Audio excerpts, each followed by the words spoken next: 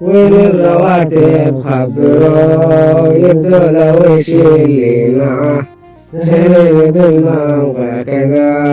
حال العساكر موجعه، والصرفة أيضا وقفوا والأكل كله جعجعه، وانتو رضيع تأكلوا والجند تحرس جاوه، الشعب كله منكم عيونها قد دمعه، واهل المتاجر غفلوا وقالوا الرواتب ضايعه، سمع حروفي للرئيس ابن الزبيدي سمعه، راجع حسابك يا بطل وكل قائد راجعه،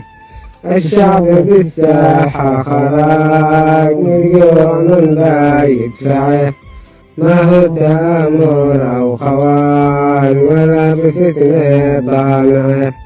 هذه نصيحة قلتها عيب الأمور لا موضعه،